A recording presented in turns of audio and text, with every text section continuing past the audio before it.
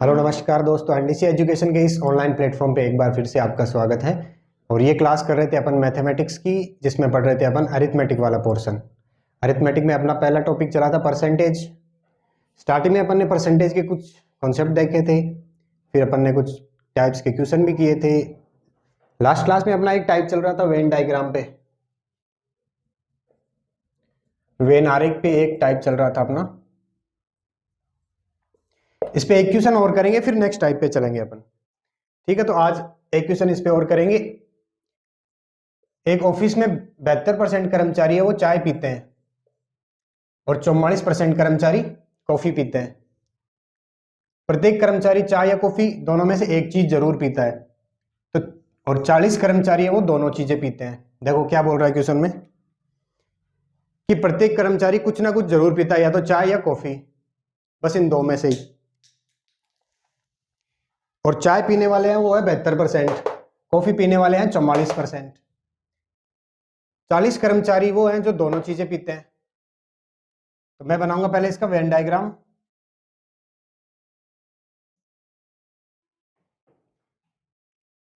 ये चाय के लिए है, ये कॉफी के लिए। ठीक है, चाय पीते हैं 72% और कॉफी पीते हैं 44%। दोनों को ऐड करूंगा तो ये आएगा 6 और ये 11, 116 आएगा। तो अपन जानते हैं कि 100% होता है पूरा, तो 16% इसमें ज्यादा आ रहा है। तो ये 16% वो है जो कॉमन है, चाय और कॉफी दोनों पीते हैं। तो कॉमन वाला बीच में लिखूंगा मैं, तो ये आ गया बीच में कॉमन 16%। अब है 72% कर्मचारी चाय पीते हैं, तो 16 तो इसमें से आ गए, 72 में से 16 कम कर दूंगा मैं तो 56 बचेगा। 56 इसमें आ जाएगा, ये चाय के 72% हो गए। ठीक है, 44% कॉफी पीते हैं, 16 कम कर दूंगा, 28% बचेगा। 28% आ गया कॉफी में। ठीक है, डायग्राम बन गया अपना। अब क्वेश्चन में एक चीज दी हुई है कि 40 कर्मचारी दोनों चीजें पीते हैं और कर्मचारी दोनों में कॉमन ये है 16, तो मैं कह सकता हूं 16% का मान ही 40 है। पॉइंट समझ में आ रहा है यहां से? तो 1% का मान 40/16, 4 से काट दूंगा, 10/4 या 5/2। 1% का मान आ गया 2.5 या 5/2, एक ही बात है।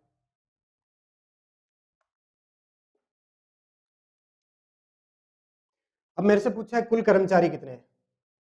पहला क्वेश्चन है कुल कर्मचारी कितने हैं, तो कुल कर्मचारी है 100%। इसको मैं गुणा कर दूंगा 2.5 से, 1% का मान है तो आ जाएगा 250। टोटल कर्मचारी कितने हैं? 250। दूसरा है चाय पीने वाले। चाय पीने वाले कितने हैं? ये पूरे चाय पीने वाले हैं, तो 72% है चाय पीने वाले। इसको मैं गुणा कर दूंगा 2.5 से, तो ये आ जाएगा 18 × 4 लिख दूं इसको, और ये 2.5, ये दोनों 10 हो जाएंगे और ये आ जाएगा 180। ये कैलकुलेशन में ध्यान रखना, जैसे मान लो मेरे पास आ जाए 72 × 25, तो इनको आपस में गुणा करने मत बैठ जाना। 72 को लिख लेना 18 × 4 और 25 है ही, तो 25 और 4 गुणा होके हो जाएंगे 100 और ये आ जाएगा 1800। ठीक है, तो ये कैलकुलेशन की कुछ शॉर्ट ट्रिक्स है, इनको ध्यान रखना, टाइम बहुत खराब करती है ये। तो ये यहां से आ गया 180 चाय पीने वाले। अब करेंगे तीसरा।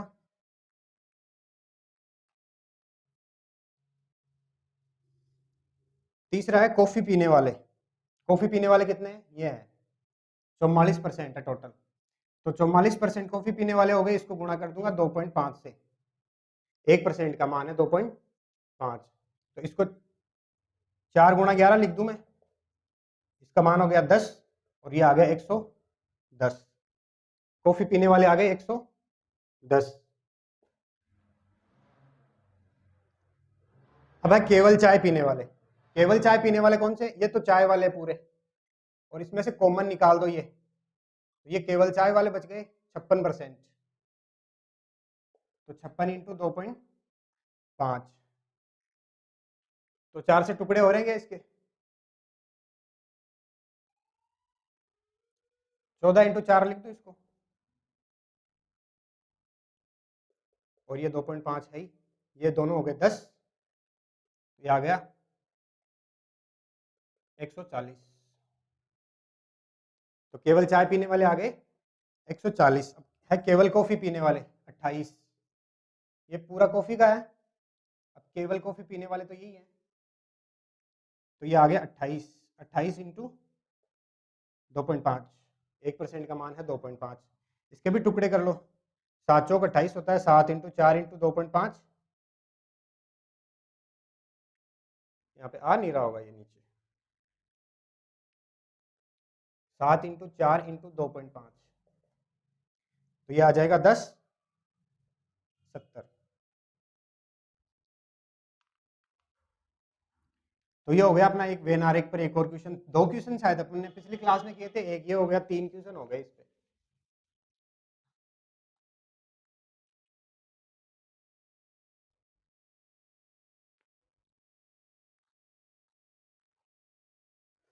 नेक्स्ट अगला टाइप होगा अपना,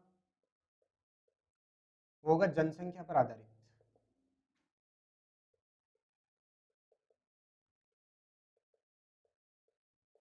जनसंख्या पर आधारित ऐसे आता है कि जैसे एक कस्बे की जनसंख्या 4 लाख है, 5 लाख है, 10 लाख है, जितनी भी है, वो एक साल में 5% बढ़ जाती है, 2 साल में फिर से 5% बढ़ जाएगी, हर साल 5% बढ़ रही है वो, तो 3 साल बाद में या 4 साल बाद में वहां की जनसंख्या कितनी हो जाएगी ये पूछ लेता है, या फिर पूछ लेता है कि 5% बढ़ रही है हर साल, तो 2 साल पहले की कितनी थी, तो इसके अपन क्वेश्चन करेंगे। ठीक है, जनसंख्या पर आधारित प्रश्न देख रहे थे अपन, तो जनसंख्या पर यही प्रश्न आते हैं, जैसे किसी कस्बे की जनसंख्या 5 लाख है, 10 लाख है, 5% बढ़ रही है, 3% बढ़ रही है, वार्षिक बढ़ती है, एक साल में इतनी बढ़ गई, इतनी बढ़ गई, तो 2 साल बाद में कितनी बढ़ जाएगी, 3 साल बाद में कितनी बढ़ जाएगी, ये आते हैं क्वेश्चन। तो एक कस्बे की जनसंख्या 4 लाख है और 5% की इसमें वृद्धि हो रही है, 2 साल बाद में जनसंख्या कितनी हो जाएगी, तो 4 लाख है इंटू 5% की वार्षिक दर से वृद्धि हो रही है, तो मैं कह सकता हूं कि 105/100, एक साल में इतनी वृद्धि हो जाएगी। अब 2 साल का पूछा है, तो एक बार और कर दो, 105/100, 4 लाख में वृद्धि हो रही है 5% की, एक साल में 105/100, दूसरे साल में 105/100, इसको काट देंगे 4 जीरो से, 1 2 3 4 जीरो, और या फिर इसको इससे काट दो, 20 21 20 और ये 21, 2 जीरो से, ये 2 जीरो गए, इधर बच गए 4000, 2 दूनी 4, हो गया 1000, 21 इंटू 21, 21 का स्क्वायर होता है 441, और 3 जीरो ये लग जाएंगे, तो ये आएगा 4,41,000। 2 साल बाद में जनसंख्या पूछे तो 4,41,000, और पूछे 2 साल बाद में वृद्धि कितनी हो जाएगी, तो 41,000 की।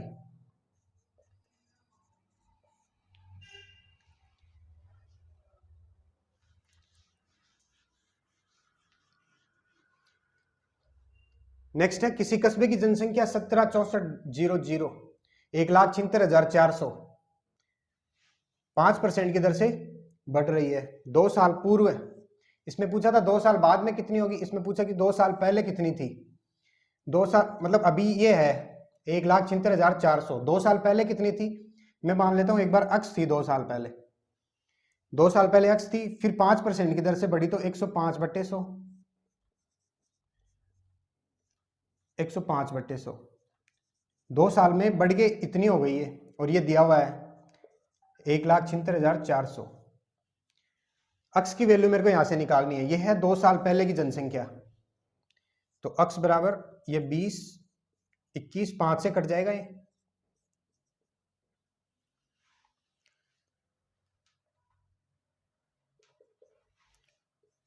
अक्स बराबर हो जाएगा 1,76,400 बट्टे 21 ऊपर है या नीचे आ जाएगा 21 इंटू 21 और ऊपर बचेगा 20 इंटू 20। ठीक है, अक्स का मान निकालेंगे, यहां से ये काट देंगे, इसको 7 से कट जाएगा, 7 दूनी 14, 3 बच गए, 7 पंचे 35, एक बार फिर से कट जाएगा 7 से ही,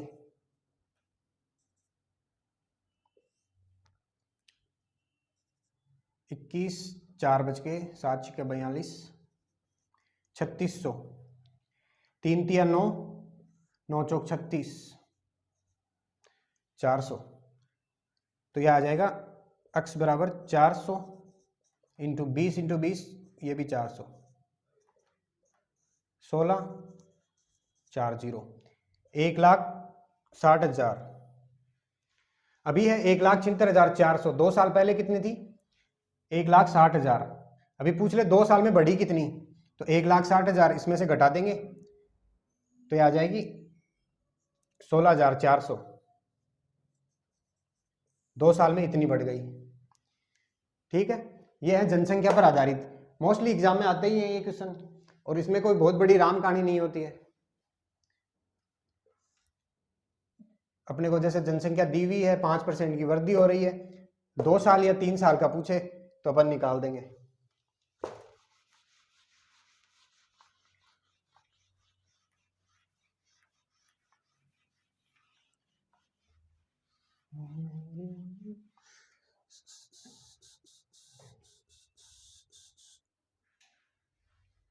ठीक है, ये थे जनसंख्या पर आधारित कुछ प्रश्न। अभी एक प्रश्न और आता है कि कम, जैसे जनसंख्या पर आधारित नहीं आता, लेकिन ये पैटर्न लगभग वही होता है। जैसे कंपनी की आय 20% प्रतिवर्ष बढ़ रही है, एक साल में 20% बढ़ रही है, और वर्तमान आय 1.25 करोड़, तो 2 साल बाद उसकी आय क्या होगी? वर्तमान आय कितनी है? 1.25 करोड़। इतनी 20% प्रतिवर्ष बढ़ रही है, तो 120/100 ये एक साल में बढ़ जाएगी, और अगले साल 120/100 इतनी और बढ़ जाएगी। इसको मैं काट दूं, 20 से काट दूं 5, 6, 5, 6, 5, 5, 25, और ये कट गया 5, 5 लाख। 5 लाख को 6 से गुणा करेंगे 30 लाख, 30 लाख को 6 से गुणा करेंगे 1,80,00,000।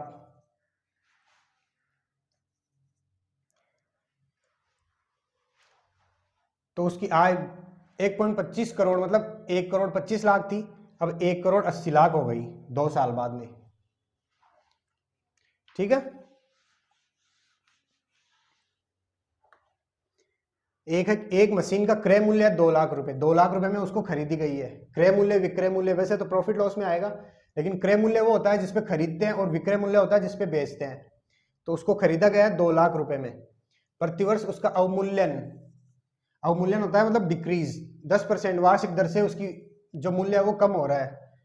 तो 3 साल बाद में उसका मूल्य कितना हो जाएगा? कोई भी चीज अपन लाते हैं, जैसे 1 लाख रुपए की मोटरसाइकिल लाए, 1 साल बाद में या 2 साल बाद में उसकी रेट तो डाउन आती है, तो 10% वार्षिक दर से उसका अवमूल्यन हो रहा है। तो 2 लाख रुपए तो है उसकी कीमत, 10% वार्षिक दर से कम हो रही है, तो 90% ही बचेगी अगले साल। तो यहां से पॉइंट समझ में आ रहा है, वहां तो बढ़ रही थी इसलिए जोड़ रहे थे, यहाँ पे अवमूल्यन हो रहा है, कम हो रहा है 10% वार्षिक दर से, तो 90/100, एक साल बाद में इतना ही बचेगा, और अगले साल फिर 90/100। इसमें पूछा है 3 साल का, तो एक बार और गुणा कर देंगे, 3 साल बाद में इसकी रेट इतनी बचेगी, तो इसको काट देंगे 1, 2, 3, 4, 5, 6, 1, 2, 3, 4, 5 और 6, ये बचेगा 2 इधर से बच गया, और 9 इंटू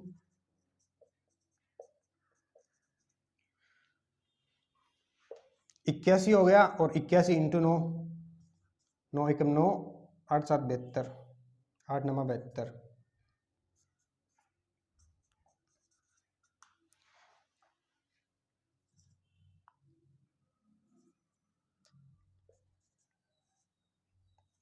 ये तो कैलकुलेशन है, आप वैसे भी कर ही लोगे। तो तो 1,45,800 रुपये की बची है अभी ये 2 साल बाद में। 2 लाख की खरीदी गई थी इसको, 10% हर साल कम हो रहा है, तो 2 साल बाद में, सॉरी 3 साल बाद में 1,45,800 रुपये की बचेगी।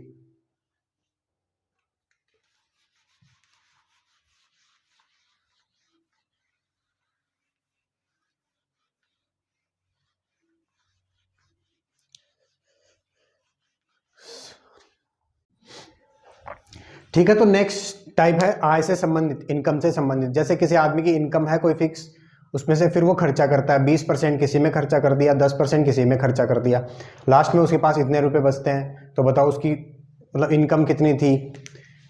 जैसे एक क्वेश्चन है, राकेश अपनी आय का 20% खरीदारी पे खर्चा करता है और शेष का 5% पढ़ाई पे खर्चा करता है। मतलब उसके पास कुछ इनकम थी, 20% उसने खरीदारी पे खर्चा कर दिया, फिर जो बचा उस बचे हुए में से 5% पढ़ाई पे खर्चा कर दिया और अंत में उसके पास 1520 रुपये बचे। तो बताओ उसकी कुल आय पूछी है। तो मैं राकेश की आय अक्स मान लेता हूं। शुरू में उसकी अक्स आय थी, फिर उसने 20% खर्चा कर दिया खरीदारी पे, अभी भी उसके पास 80% तो बच रहा है। अक्स का 80% उसके पास अभी भी बच रहा है, इसमें से 5% पढ़ाई पे खर्चा कर दिया, तो 95% तो उसके पास बच ही रहा है। और ये बचे हुए का मान ही यहाँ दिया हुआ है 1520। ठीक है, अक्स का मान निकालूंगा तो 1520 इंटू 100, ये नीचे वाले ऊपर चले जाएंगे, ये नीचे आ जाएंगे, 1 0 से 1 0 काट दूंगा, 8 से ये कट जाएगा एक बार, 7 बच गए 72, 8 9 72, 19 से ये 5 बार कट जाएगा, ये 20 बार, तो 2000 आ जाएगा। मतलब उसकी इनकम कितनी है, 2000 रुपये इनकम है। ठीक है, अब आगे पूछा पढ़ाई पे कितना खर्चा करता है वो।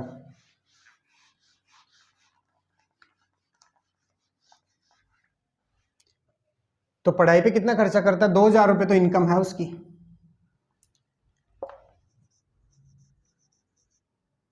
इंटू 20% उसने खरीदारी पे खर्चा कर दिया, तो बच्चे कितने उसके पास 80%, इतने रुपए उसके पास बच रहे हैं, इसमें से 5% पढ़ाई पे खर्चा करता है वो, तो 5/100 कर दूं मैं इसका,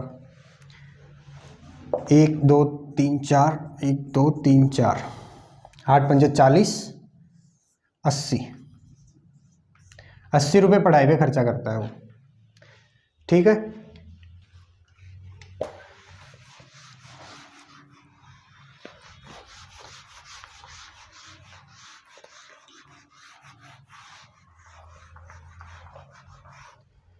नेक्स्ट पूछा ब्रिजेश ने अपनी रकम का 40% पत्नी को दिया और शेष का 25% अपने पुत्र को दिया और शेष राशि का 60% शिक्षा पे खर्चा कर दिया। अब उसके पास 2700 रुपये बच रहे हैं। तो पहला क्वेश्चन है उसके पास कितनी रकम थी।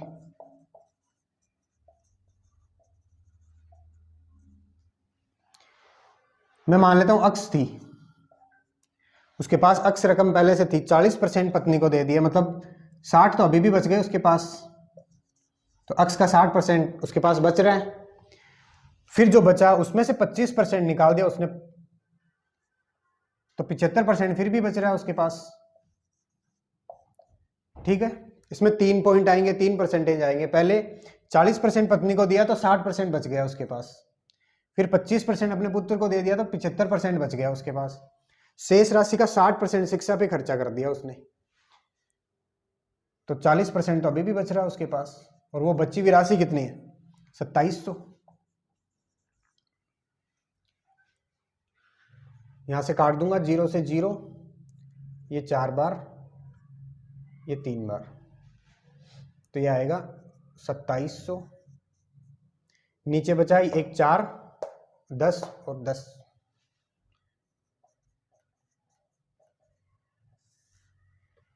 ऊपर बचा है 6, 3 और 4, 4 से 4 कट जाएगा, इसको काट दूंगा मैं 3 से, 900 बार और 6 से काट दूंगा 150, तो ये आ गया 15,000 रुपये। तो 15,000 रुपये उसके पास थे, अक्स का मान आ गया 15,000। ठीक है,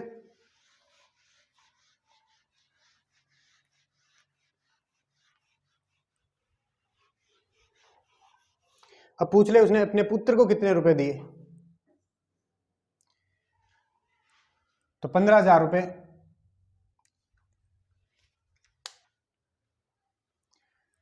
ठीक है। तो नेक्स्ट एक क्वेश्चन हो रहा है कि 25% उसने अपने पुत्र को दिए, तो उसने अपने पुत्र को कितनी राशि दी। तो इसका अक्स की वैल्यू आई थी अपने पास 15,000, मतलब उसकी जो टोटल रकम थी वो 15,000 थी। इसमें से 40% पत्नी को दिए थे, तो 60% बच गए उसके। फिर 25% पुत्र को दिए थे, तो इतनी रकम उसके पास बच गई थी, इसका 25% पुत्र को दे दिया।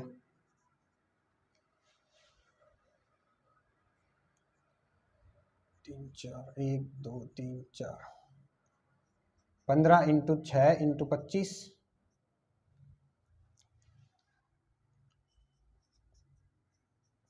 90 × 25, तो ये आ जाएगा 2250।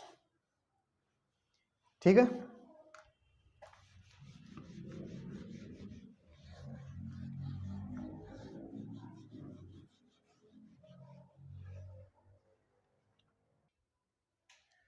ठीक है। तो नेक्स्ट क्वेश्चन देखेंगे अपन।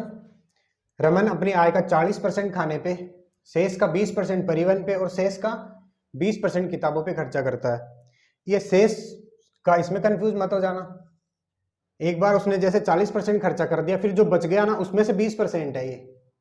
जैसे मैं इसकी आय मान लेता हूं अक्स है, 40% खाने पे खर्चा कर दिया, तो 60% बच गए उसके पास। शेष का 20% परिवहन पे खर्चा कर दिया, तो 80% बच गए। 20% तो खर्चा कर दिया, फिर शेष का 20% किताबों पे खर्चा कर दिया, तो 80% बच गया। और इसका मान दिया हुआ है 3840, इतना बचाता है लास्ट में। इतनी आय थी उसकी, फिर 40 खाने पे खर्चा कर दिया तो 60 बच गया, 20 परिवहन पे कर दिया तो 80 बच गया, और फिर 20 किताबों पे कर दिया तो फिर से 80 बच गया। और ये जो बची हुई रकम है वो है 3840। अब यहां से काट देंगे 1 2 3 0,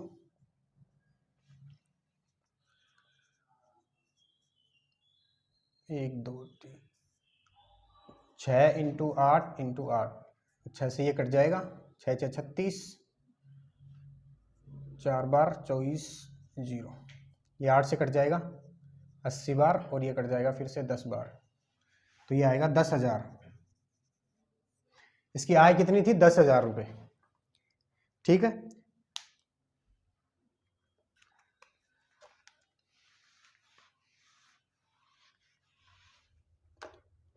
नेक्स्ट है, एक सेना में 20% सैनिक लड़ाई में मारे गए, शेष के 15% बंदी बना लिए गए। यदि अब वहां पे 1360 सैनिक है, तो प्रारंभ में कितने सैनिक थे? मैं मान लेता हूं अक्स सैनिक थे प्रारंभ में। 20% सैनिक लड़ाई में मारे गए, तो कितने बच गए? 80% बच गए। शेष के 15% बंदी बना लिए गए, तो कितने बच गए? 15% निकालेंगे तो 85, और इसका मान दिया हुआ है 1360। 1 0 से 1 0 काट देंगे, 1360 × 1000 ऊपर चला जाएगा, 8 नीचे 85 नीचे, 8 से इसको काट देंगे, एक बार 5 बच गए 56, 8 7 56, 170, ये 2 बार कट रहा है सीधा, तो ये हो जाएगा 2000। मतलब वहां पे 2000 सैनिक थे स्टार्टिंग में, फिर 20% सैनिक लड़ाई में मारे गए, 15% बंदी बना लिए गए, लास्ट में 1360 बच गए, तो अक्स का मान आ गया यहाँ पे 2000। ठीक है, अब इस टाइप पे अपन इतने ही क्वेश्चन करेंगे, आप और कर लेना अपने तरफ से। बाकी देखो परसेंटेज का या फिर किसी भी टॉपिक का यही सीन होता है कि कॉन्सेप्ट तो आप 1-2 दिन में सीख जाओगे, कॉन्सेप्ट की बड़ी चीज़ नहीं होती। क्वेश्चन में क्या पूछा है उसकी लैंग्वेज समझना जरूरी है। जितना ज़्यादा क्वेश्चन प्रैक्टिस करोगे उतनी बढ़िया मैथ हो जाएगी आपकी। क्वेश्चन प्रैक्टिस करना बहुत जरूरी है क्योंकि लैंग्वेज समझ में नहीं आती। अपने को पता रहता है कि 40% 60% का मान कैसे निकालना है, लेकिन क्वेश्चन में पूछा क्या है वो लैंग्वेज समझ में नहीं आती है। तो लैंग्वेज समझना बहुत जरूरी है। जितना ज़्यादा क्वेश्चन प्रैक्टिस करोगे उतना ही लैंग्वेज हैबिट में आएगी आपके। ठीक है, तो अब इस कॉन्सेप्ट पे तो अपन इतने ही करेंगे, अगले टाइप पे चलते हैं अपन। प्रतिशत में एक क्वेश्चन बहुत बार आता है इलेक्शन का। जैसे दो कैंडिडेट हैं, इलेक्शन लड़ रहे हैं, तो दो कैंडिडेट इलेक्शन लड़ेंगे तो एक जीतेगा एक हारेगा। उस पर बहुत बार क्वेश्चन आते हैं।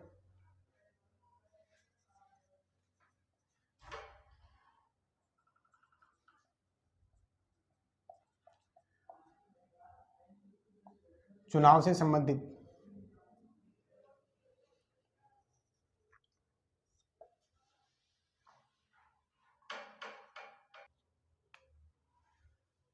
तो नेक्स्ट टाइप है चुनाव से संबंधित। जैसे दो कैंडिडेट होते हैं, एक है ए एक है बी। जो ज्यादा वोट लेगा वो जीत जाएगा, जो कम लेगा वो हार जाएगा। अब क्वेश्चन में दिया हुआ है चुनाव में दो उम्मीदवार थे, हारने वाले को 41% वोट मिल गए और वो 5580 वोट से हार गया। ठीक है, मान लो बी हार गया और ए जीत गया, तो बी को 41% वोट मिले, तो वोट टोटल कितने 100%, तो ए को कितने मिले 59%। ठीक है, इनका अंतर कितना आ रहा है 41 और 59 का अंतर आ रहा है 18% का अंतर आ रहा है। मैं कह सकता हूं 18% की वैल्यू ये है 5580 कि भाई इसने 59% प्राप्त किए, इसने 41% प्राप्त किए और ये 5580 से जीत गया या फिर 5580 से ये हार गया, तो ये 18% की वैल्यू तो 5580 है।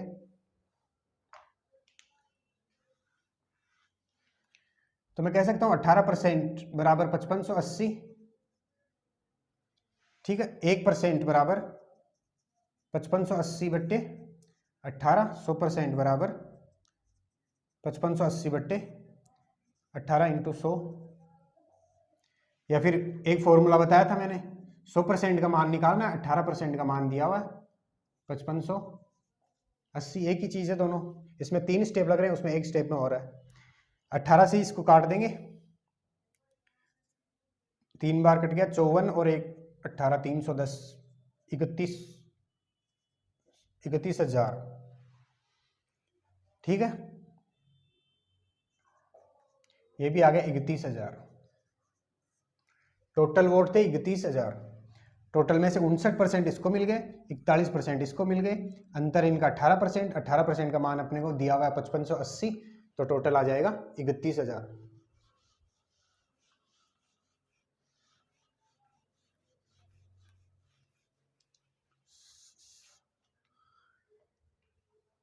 अब चलते हैं नेक्स्ट क्वेश्चन। एक चुनाव में दो उम्मीदवार थे, 20% मत अवैध घोषित कर दिए गए। ये वर्ड बहुत बार आता है एग्जाम में, इसको ध्यान रखना। अवैध मतलब इनवैलिड, मतलब जितने भी वोट पड़े उसमें से 20% वोट काट दिए गए कि ये वैध नहीं है, वैलिड नहीं है। जैसे मान ले कुछ कुछ भी हो गया हो, किसी ने 2 बार दे दिया हो या कोई भी कंडीशन में 20% वोट वो अवैध घोषित कर दिए और जीतने वाले को 55% वोट मिल गए वैध मतों के। टोटल का नहीं मिला, वैध मत का 55% मिल गया। और आगे दिया हुआ है कुल मत 7500 है, टोटल वोट इसमें दिया हुआ है 7500 और पूछा है जीतने वाले उम्मीदवार के कुल मत कितने थे और हारने वाले के कुल मत कितने थे।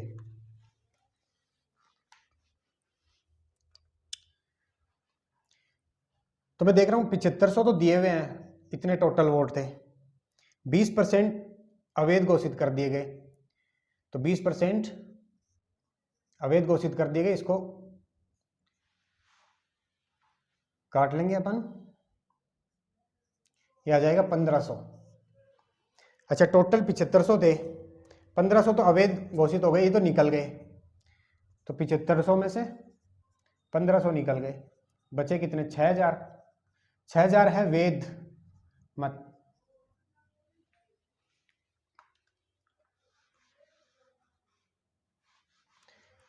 वैध मत 6000 है।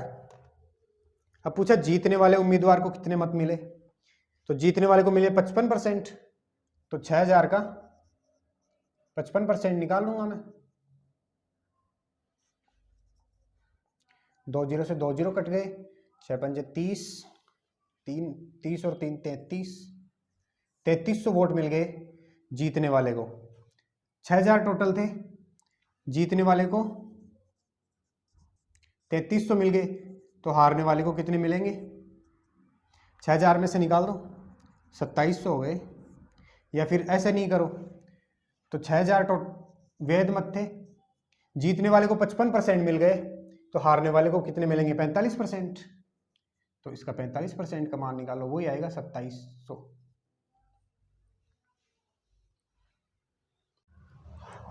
ठीक है, यहां तक हो गया अपना कंप्लीट मतदाता सूची वाला, ये करवाई दिया। अब इसके आगे 1-2 टाइप और बचते हैं, वो अपन करेंगे कल। इस वीडियो में 2 या 3 टाइप देखे अपन ने, उनको देखना, उनके क्वेश्चन करना, क्वेश्चन की लैंग्वेज अच्छे से समझना। लैंग्वेज जब समझ में आ जाएगी क्वेश्चन की, फिर कुछ नहीं बचेगा, क्योंकि कॉन्सेप्ट तो 2 दिन के होते हैं। क्वेश्चन ही अगर 2 दिन कॉन्सेप्ट पढ़ रहे हो तो 10 दिन क्वेश्चन करो उसके, तब जाके अच्छे से समझ में आएगा, क्योंकि लैंग्वेज समझ में आ जाएगी क्वेश्चन की। ठीक है, और कल इससे अगला टाइप करेंगे अपन। अगर ये वीडियो अच्छा लगे तो लाइक कर देना, शेयर कर देना, सब्सक्राइब कर देना। धन्यवाद।